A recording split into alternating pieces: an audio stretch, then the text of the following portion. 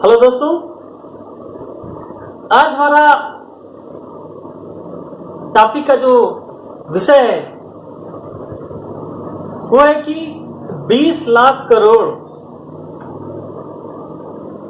130 crore population में कैसे पहुंचे और इससे अर्थव्यवस्था में क्या प्रभाव पड़ेगा। जैसे कि आप लोग जानते हो कि देश के प्रधानमंत्री श्री नरेंद्र मोदी जी ने देश की जनता को इस अंतर्राष्ट्रीय आपदा से निपटने के लिए 20 लाख करोड़ पैकेज का ऐलान किया। ये जो 20 लाख पैकेज का जो ऐलान किया गया, उसकी वास्तविक स्थिति क्या है, इसको हम समझ लेते हैं। जैसा कि प्रधानमंत्री जी ने कहा कि इस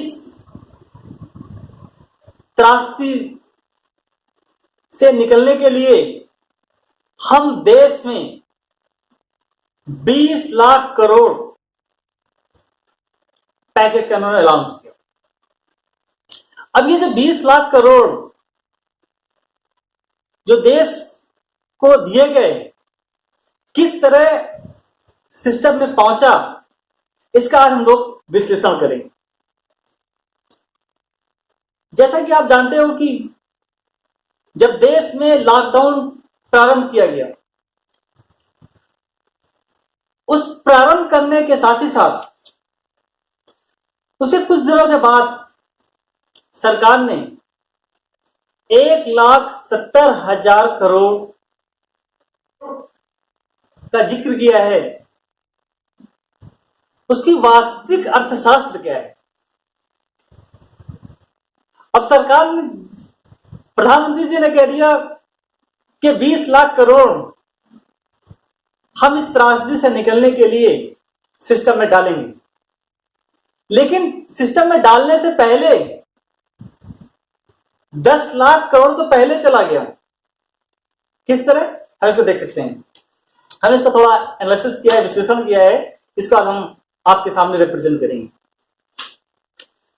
प्रधानमंत्री जी ने कहा कि जो 20 लाख का इन्होंने जो पैकेज दिया, जिसमें से 1,92,800 करोड़ तो पहले ही 20 लाख करोड़ से पहले ही सरकार दे चुकी थी, और ये जो 1,92,800 करोड़ रुपए जो दिया गया, उसमें से 1,70,000 करोड़ प्रधानमंत्री गरीब कल्याण पैकेज के रूप में दिए गए।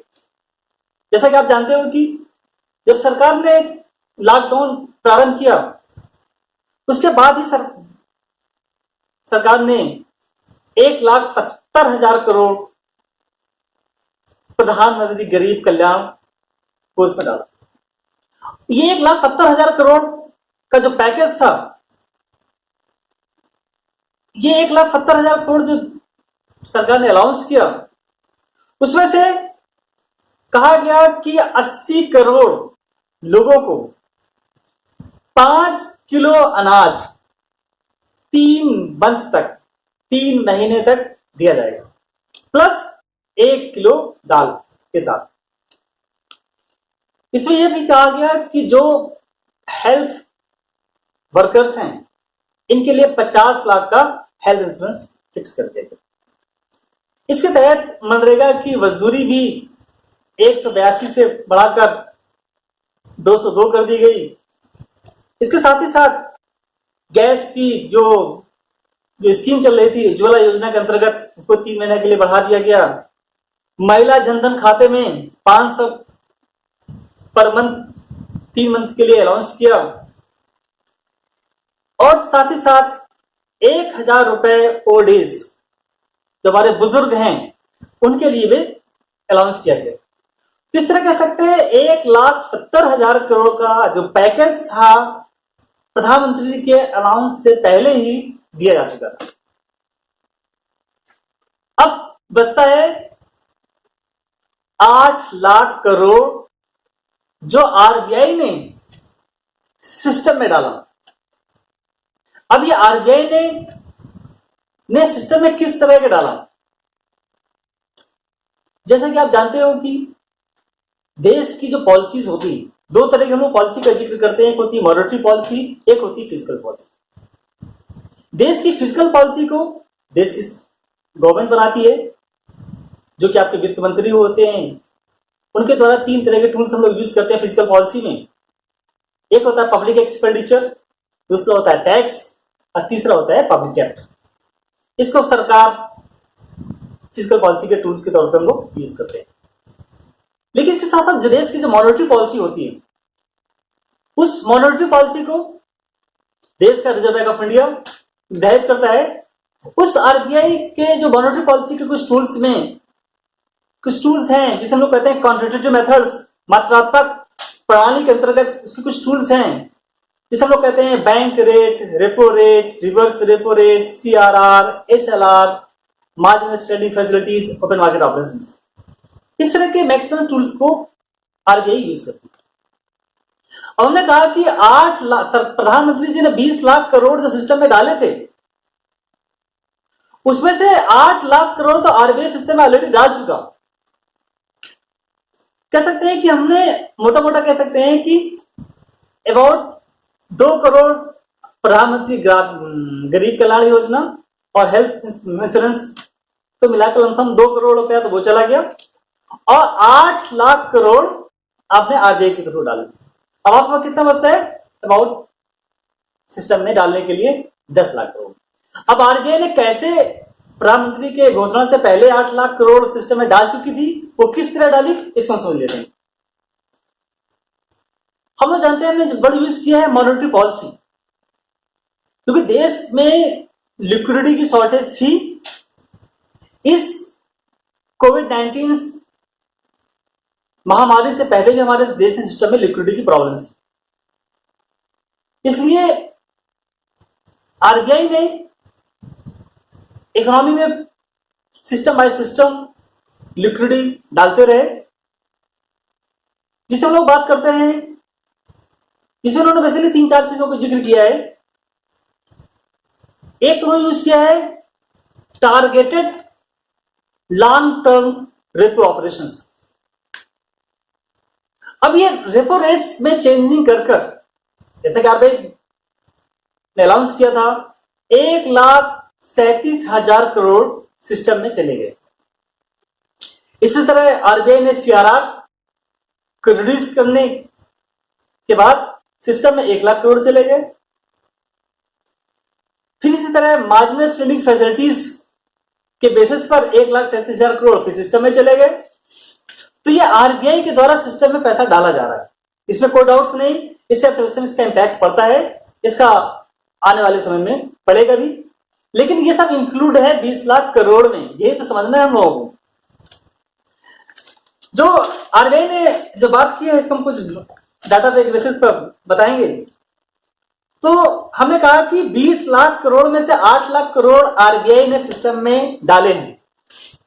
चाहे हम बात करें targeted long term repo operations की बात करें, या कैश रिजर्व रेशो नगद रक्षा अनुपात में कटौती की बात करें, या मार्जिनल स्टैंडिंग फैसिलिटीज की बात करें, या आपने देखा को 9 बैंकिंग फाइनेंस कंपनीज या माइक्रो फाइनेंस इंस्टीट्यूशंस के बेसिस पर सरकार आरबीआई ने सिस्टम में पैसा डाला, या आपके नाबार्ड, सिडबी या नेशनल हाउसिंग बैंक्स के बेसिस पर सरकार आपकी रिजर्व बैंक ऑफ इंडिया ने सिस्टम में पैसा डाला। इसलिए आरबीआई ने सिस्टम में 8 लाख करोड़ सिस्टम में डाल दिए। तो हम कह सकते हैं कि 10 लाख करोड़ तो आपके घोषणा से पहले सिस्टम में चला गया, और फिर जो नेक्स्ट बचता है 10 लाख करोड़ सरकार ने किस तरह डाला है, इसको हम लोग समझते हैं। आपने देखा कि प्रधानमंत्री घोषणा के करने के बाद 13 मई को वित्त मंत्री के द्वारा देश में बहुत से अनाउंस किए गए। हमने बेसिकली इसको 5 स्टेप में उन्होंने अनाउंस किया, उसको हम जिक्र करेंगे।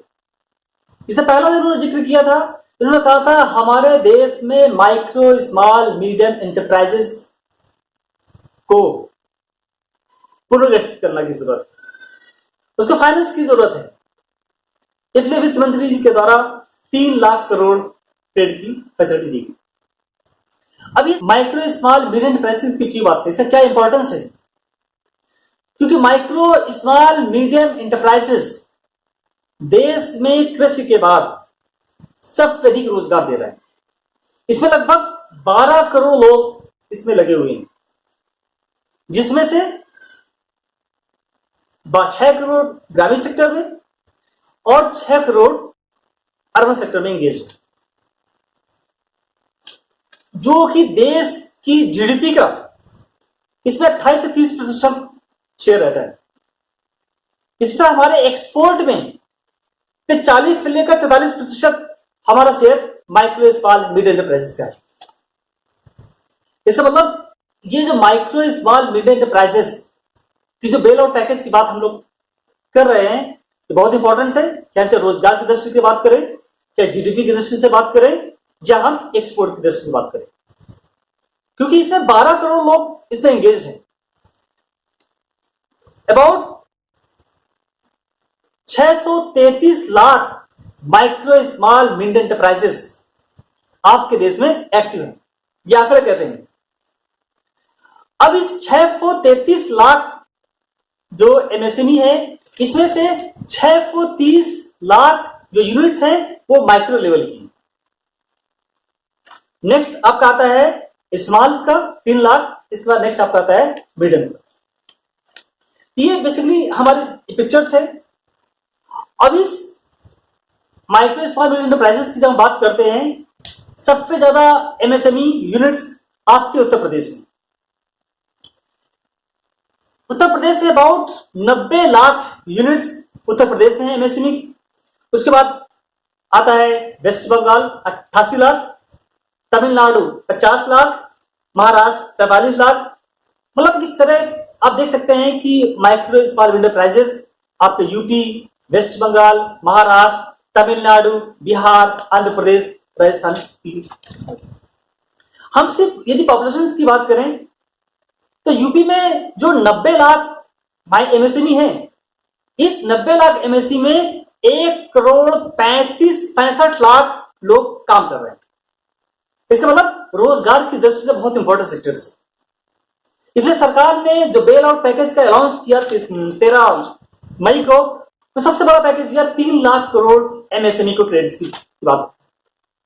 हालांकि जब हम जिक्र करते हैं, जो पहला दिन वित्त मंत्री के द्वारा जो पैकेज किया गया वह था 5,94,550 करोड़, जिसमें से मैक्सिमम शेयर्स एमएसएमई की बात करते हैं, चाहे एमएसएमई के क्रेडिट्स की बात की गई हो या एम्प्लॉय प्रोविडेंट फंड सपोर्ट की बात की गई हो, या special liquidity scheme for non banking finance companies, national housing bank या माइक्रो फाइनेंस की बात करें, या म्यूचुअल फाइनेंस की बात करें, तो हम लोग कह रहे हैं कि एमएसएमई की बहुत इंपॉर्टेंस है। इसलिए सरकार ने इसमें बेल आउट पैकेज के अनाउंस किया। इसी तरह हम लोग जिक्र करते हैं जो एमएसएमई का जो मापदंड था पहले, इसमें तब्दीली की गई। जो पहले कैटेगरी थी माइक्रो स्मॉल मीडियम एंटरप्राइजेस की, पहले 25 लाख से कम जो इन्वेस्टमेंट था वो आता था आपके माइक्रो के लेवल में, माइक्रो यूनिट्स की बात कर रहे थे। अब इसको बढ़ाकर लोगों कर दिया है 1 करोड़। मीडियम की बात करें तो पहले ये आपका था 10 लाख करोड़, अब आपका हो गया 20 लाख करोड़।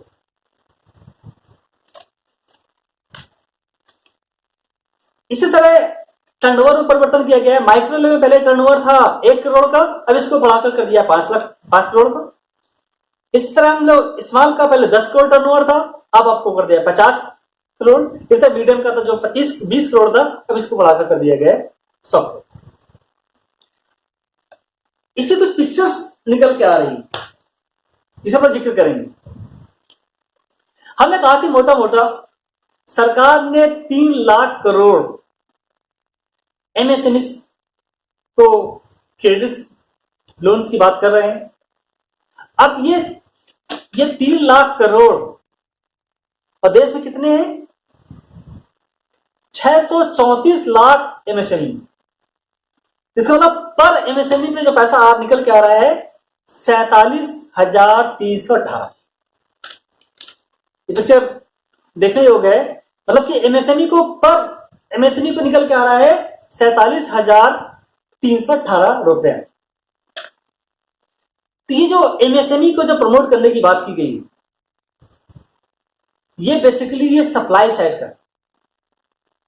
क्योंकि किसी भी इकोनॉमी को रिकवर करने के लिए डिमांड और सप्लाई का कॉन्सेप्ट बहुत जरूरी होता है। तो हम इस नजरिए से देख रहे हैं, ये सप्लाई साइड की ओर फोकस किया गया। इसके और आगे जिक्र करेंगे। फिर इसके बाद हम बात करते हैं जो दूसरे दिन जो प्रधान वित्त मंत्री के द्वारा जो अनाउंस किया गया, उसमें सबसे बड़ा जो उन्होंने फोकस किया था, उन्होंने जो फोकस किया एग्रीकल्चर क्रेडिट्स, किसानों को किसान क्रेडिट कार्ड्स बढ़ाकर उन्होंने कहा किसान क्रेडिट कार्ड किसानों को lump sum 2 lakh crore loan provide कराया जाएगा। बहुत बड़ा स्टेप था। इसके साथ ही साथ एग्रीकल्चर इंफ्रास्ट्रक्चर, जो कृषि का जो रजिस्ट्रेशन की बात कर रहे हैं वो, क्योंकि सरकार ने कहा किसानों की इनकम को डबल करने के लिए सरकार ने एग्रीकल्चर के इंफ्रास्ट्रक्चर डेवलपमेंट की जरूरत है। सरकार ने इसके लिए 1 लाख करोड़ पैकेज का ऐलान किया। इसे हम कह सकते हैं जो वित्त मंत्री के द्वारा जो दूसरे दिन जो घोषणा की गई, उसे भी इसके लिए 2 चीजों फोकस किया गया। एक तो किसानों को क्रेडिट लोन 2 लाख करोड़ का लोन प्रोवाइड कराया जाएगा। इसके साथ ही साथ एग्रीकल्चर इंफ्रास्ट्रक्चर के लिए 1 लाख करोड़ का अनाउंस किया। इस तरह हम लोग देखते हैं कि सरकार के द्वारा जो फोकस किए जा रहे हैं, ये अर्थव्यवस्था को पुनर्गठित करने की बात की जा रही है। क्योंकि इस विश्वव्यापी जो मंदी, विश्वव्यापी जो त्रासदी आई है, इससे पूरा विश्व ग्रसित है, इससे भारत भी ग्रसित है। इसका भारतीय अर्थव्यवस्था में प्रभाव पड़ा है और आने वाले समय इसका प्रभाव पड़ेगा, इसमें कोई दो राय नहीं। लेकिन इसके साथ ही साथ देखोगे वित्त मंत्री के द्वारा लास्ट डे जो अनाउंस किया गया कि मनरेगा के लिए वित्त मंत्री के द्वारा 40,000 करोड़ का ऐलान किया गया। क्योंकि आप जानते हो कि इस मनरेगा में, इसमें देश में लमसम 13 करोड़ लोग कार्य कर रहे हैं। अब 13 करोड़ एक्टिव हैं जो मनरेगा में काम कर रहे हैं। अब सरकार इस पर फोकस क्यों किया, इस पर थोड़ा फोकस करेंगे। क्योंकि देखते हैं आप लोग, जब देश में लॉकडाउन की घोषणा की गई तो भारत में लमसम 8 से 10 करोड़ प्रवासी मजदूर अपने राज्य के बाहर काम कर रहे हैं। और लॉकडाउन के बाद लोगों में एक अनिश्चितता का वातावरण हो गया, इसलिए लोग अपने गांव की ओर पलायन करने लगे। इसमें आप लोग देख रहे हैं कुछ लोग तो पैदल ही चले आ रहे हैं, कोई भी साधन मिल रहा है, किसी तरह अपने गांव की ओर पलायन कर रहे हैं। अब वो गांव की ओर पलायन करेंगे तो उनको रोजगार भी चाहिए। इसलिए सरकार के द्वारा कदम उठाया गया कि मनरेगा के लिए सरकार ने 40,000 करोड़ का ऐलान किया। हम थोड़ा इसमें समझने की कोशिश कर रहे हैं, ये 40,000 करोड़ सरकार ने क्यों अनाउंस किया। क्योंकि सरकार को उम्मीद है कि लमसम 12 से 13 करोड़ ऑलरेडी मनरेगा में एक्टिव वर्कर्स हैं, और प्रवासी यदि प्लान करके वापसी करते हैं तो लमसम 20 करोड़ प्रवासी मजदूर ग्रामीण सेक्टर में पहुंचेंगे। इसलिए जो सरकार का जो मंशा था, क्योंकि आप देखते हैं कि 202 रुपए मजदूरी है मनरेगा की, जिसमें 100 दिन का रोजगार की गारंटी की जाती है। इसमें पर मनरेगा वर्कर्स का जो खर्च आता है 20,200 रुपए। अब 20 करोड़ से मल्टीप्लाई करने पर इसका एवरेज निकल के आ रहा है 40,000 करोड़। इसमें कोई डाउट्स नहीं, इस सरकार के इस कदम से देश में डिमांड सेक्टर में वृद्धि हुई। हम डिमांड की बात कर रहे हैं, क्योंकि किसी भी इकोनॉमी को चलाने के लिए डिमांड और सप्लाई का कॉन्सेप्ट बहुत जरूरी होता है, क्योंकि सप्लाई से ही अर्थव्यवस्था का विकास नहीं हो सकता। क्योंकि जब तक किसी भी चीज की डिमांड नहीं होगी तो आपका जो प्रोडक्शन हो ओवर प्रोडक्शन हो जाएगा, इससे आपके देश में मंदी और फैलेगी। लेकिन आज के समय में भारतीय अर्थव्यवस्था, विश्व की बहुत सी अर्थव्यवस्थाएं मंदी के दौर से गुजर रही हैं, क्योंकि यह कोरोना संकट विश्वव्यापी संकट है। इससे सभी देश के सामाजिक आर्थिक नुकसान हो रहे हैं और भविष्य में आगे नुकसान की संभावना है। तो सरकार का जो कदम है 40,000 करोड़ मनरेगा के लिए जो लॉन्च किया गया, इसके लिए सिर्फ 2 सजेशंस हम देना चाहेंगे। पहला, ये सरकार का जो ये 40,000 करोड़ का पैकेज की जगह सरकार को अबाउट 75,000 करोड़ करना चाहिए। क्यों? क्योंकि किसी भी वस्तु के प्रोडक्शन की सप्लाई के साथ साथ डिमांड बहुत जरूरी होती है, क्योंकि जब लोगों के पास इनकम होगी तो वस्तु की डिमांड करेंगे, जब डिमांड होगी तो सप्लाई होगी, सप्लाई होगी तो रोजगार होगा। इसलिए अर्थव्यवस्था में एक सर्कल चल जाता है। तो बिजनेस साइकिल को चलाने के लिए डिमांड और सप्लाई का सर्कुलेशन जरूरी होता है। इसमें कोई संदेह नहीं कि 40,000 करोड़ से लोगों की इनकम में इजाफा होगा और वस्तु की डिमांड को जनरेट करेगा। लेकिन इस संकट को देखते हुए सरकार को उनकी मजदूरी 202 की जगह 250 करना चाहिए, और उनको जो कार्य के दिन यदि 100 से बढ़ाकर 150 दिन कर दिया जाए, अबाउट ये निकल के आ रहा है 6 मंथ, इसमें कोई संदेह नहीं कि देश में डिमांड जनरेट होगी, इससे अर्थव्यवस्था में रिकवरी होगी। एक और हम पिक्चर बताना चाहेंगे जो विश्व विपक्ष के द्वारा जो सरकार पे आरोप लगाया जा रहा है कि क्योंकि देश में लमसम 80 करोड़ लोग गरीब हैं, इन गरीबों के लिए नगद कैश का इंतजाम किया जाए, इसका जैसा कि विपक्ष के लोग के द्वारा आरोप लगाया जा रहा है। ऐसा क्यों कहा जा रहा है, इसको हम समझ लेते हैं। क्योंकि 80 करोड़ लोगों को यदि 7,500 रुपए यदि कैश दिया जाएगा, इसमें सरकार का जो बजट आ रहा है 6 लाख करोड़। इसका मतलब सरकार ने जो कहा है कि 20 लाख करोड़ का जो पहले पैकेज की जो बात कर रही है सरकार, यदि कैश 7,500 करोड़ रुपए दे दिया जाए हर गरीब व्यक्ति को, तो सरकार का जो बोझ आएगा 6 लाख करोड़। इससे क्या होगा, अर्थव्यवस्था में डिमांड जनरेट होगा। ये तो एक पैकेज हुए, पैकेज के कुछ विशेषण हुए। अब हम 20 लाख करोड़ की जो हम बात कर रहे हैं, इसमें देखा गया कि प्रधानमंत्री गरीब कल्याण योजना के अंतर्गत और हेल्थ वर्कर्स के इंश्योरेंस के बेसिस पर 1,92,800 करोड़ रुपए सरकार ने ऐलान से पहले खर्च कर चुके, और आरबीआई ने सिस्टम में 8 लाख करोड़ डाला। नेक्स्ट 10 लाख करोड़ सिस्टम में हम लोग देखते हैं कि एमएसएमई की बात के द्वारा बात की जा रही हो, या एग्रीकल्चर फाइनेंस की बात की जा रही हो, या एनबीएफसी की बात कर रहे हो, या इंफ्रास्ट्रक्चर डेवलपमेंट की बात कर रहे हो, मनरेगा की बात कर, तरह तरह की हम बात करेंगे। अबाउट 50% सिर्फ सिस्टम में डाले गए। लेकिन विपक्ष के द्वारा आरोप लगाया जा रहा है कि 10 लाख नहीं, विपक्ष के द्वारा कहा जा रहा है आज जरूरत है लोगों को कैश की, इसलिए 7,500 हर गरीब व्यक्ति को कैश दिया जाए, क्योंकि इससे डिमांड जनरेट होती है। ये जो मंदी चल रही है, ये हमारी नजर में जो 1929 में जो मंदी आई थी उससे भी बढ़कर, आप जानते हैं कि 1929 में जो विश्वव्यापी मंदी आई थी, पूरे विश्व के मॉडल्स में परिवर्तन ला दिया,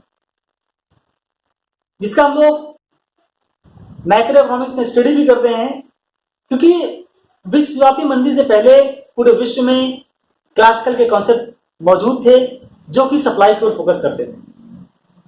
इस क्लासिकल अर्थशास्त्र में एक अर्थशास्त्री थे जॉन डफेसे, जिनका कहना था कि supply creates its own demand, पूर्ति स्वयं अपनी मांग को पैदा करे। इसका मतलब आज भारत की सरकार बीजेपी के प्रिंसिपल को फॉलो कर रही है कि supply creates its own demand, पूर्ति स्वयं अपनी मांग को पैदा करेगी। लेकिन 1929 में यह मॉडल फ्लॉप हो गया, क्योंकि 1929 के विश्वव्यापी मंदी के बाद एक अर्थशास्त्री आते जिनका नाम है जॉन मेनर्ड कीज ने इस मंदी को निकालने के लिए कंसेप्ट दिया।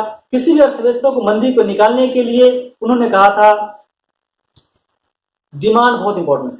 इन्होंने कंसेप्ट दिया था इफेक्टिव डिमांड, प्रभावकारी मांग। उन्होंने कहा था प्रभावकारी मांग में वृद्धि करके अर्थव्यवस्था में रोजगार में वृद्धि की जा सकती है। तो इसका मतलब कि आज की जो मंदी भी कीन्स के प्रिंसिपल को फॉलो करना चाहिए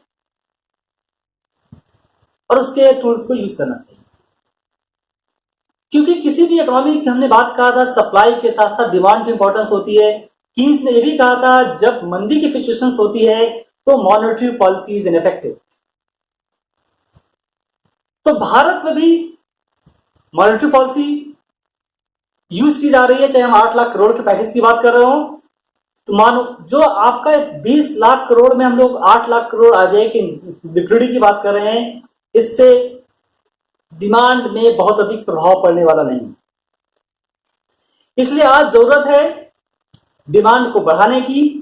जैसा कि हम लोग जानते हैं कि समग्र देश की जो समग्र मांग होती है, इकोनॉमिकल टर्म्स में हम लोग यूज करते हैं, aggregate demand is equal to consumption expenditure, investment expenditure and government expenditure. इसलिए सरकार को गवर्नमेंट एक्सपेंडिचर में वृद्धि करना चाहिए, कि गवर्नमेंट एक्सपेंडिचर में वृद्धि होने पर आपकी एग्रीगेट डिमांड में वृद्धि होगी। इसका प्रभाव आपकी अर्थव्यवस्था में इफेक्टिव डिमांड के रूप में पड़ेगा, इससे अर्थव्यवस्था में रोजगार में वृद्धि। इसलिए जरूरत है सरकार को इस आर्थिक संकट से निकलने के लिए बेल आउट पैकेज दिया जाए। यह बेल आउट पैकेज ऐसा पैकेज हो जिससे डिमांड को जनरेट किया जा सके। इसलिए सरकार को ऐसे समय में फिजिकल डेफिसिट की परवाह ना करते हुए गवर्नमेंट एक्सपेंडिचर में वृद्धि करना चाहिए, क्योंकि ये क्राइसिस ये शॉर्ट टर्म के लिए है, लेकिन इसका अर्थव्यवस्था में बहुत अधिक प्रभाव पड़ेगा। इसलिए हमारा सिर्फ सजेशन ये है सरकार को ऐसे समय में जो भी बेल आउट पैकेज दिए जाएं पब्लिक के द्वारा, जो लोगों की इनकम में वृद्धि करें। कि अभी तक जो पैकेज की हम लोग बात कर रहे हैं, ये 20 लाख पैकेज में 50% सिस्टम में चले गए, किसी को कुछ पता नहीं, और जो 10 लाख करोड़ गए हैं उससे मैक्सिमम सप्लाई साइड पर फोकस किया गया है, डिमांड साइड पर फोकस नहीं किया गया। इसलिए डिमांड साइड पर फोकस करते हुए गवर्नमेंट एक्सपेंडिचर में वृद्धि करना चाहिए, जिससे देश में डिमांड में वृद्धि हो, अर्थव्यवस्था में रोजगार में वृद्धि हो, इस आर्थिक संकट से देश की इकोनॉमी को उबारा जाए। इसलिए विपक्ष के द्वारा जो आरोप लगाया जा रहा है 7500 रुपए पर व्यक्ति की जो पैकेज की बात कर रहे हैं, इससे सरकार का बर्डन सिर्फ 6 लाख करोड़ आएगा। जो आपने अनाउंस किया है 20 लाख करोड़, यदि आप 7,500 रुपए दे देंगे, इसका इंपैक्ट आपकी अर्थव्यवस्था में डिमांड में पड़ेगा। क्योंकि अभी हम विश्लेषण करते हैं कि देश के जो 8 राज्य हैं, उत्तर प्रदेश, बिहार, झारखंड, मध्य प्रदेश, छत्तीसगढ़, उड़ीसा, आसाम एंड वेस्ट बंगाल, इन 8 राज्यों में देश की 50% जनसंख्या रहती है और देश की 66.5% गरीब इन राज्यों में रहते हैं। ये जो आंकड़ा है फिरंगराजन कमेटी ने 2011-12 में रिपोर्ट में कहा गया कि देश में 30 करोड़ जो गरीबी रेखा के नीचे जीवन यापन करते हैं, इन 30 करोड़ में से 20 करोड़ लोग इन 8 राज्यों में ही रहते हैं। इसलिए हम देखते हैं कि जो प्रवासी मजदूर की जो तादाद है सबसे अधिक इन्हीं 8 राज्यों में। इसलिए सरकार को इन 8 राज्यों पर भी फोकस करना चाहिए, इनको पैकेज दिया जाना चाहिए, क्योंकि इस समय इन राज्यों को पैसे की जरूरत है जिससे कि अर्थव्यवस्था, इन राज्यों की अर्थव्यवस्था को रिकवर भी हो सके, प्लस प्रवासी मजदूरों की समस्या को क्षणिक समय के लिए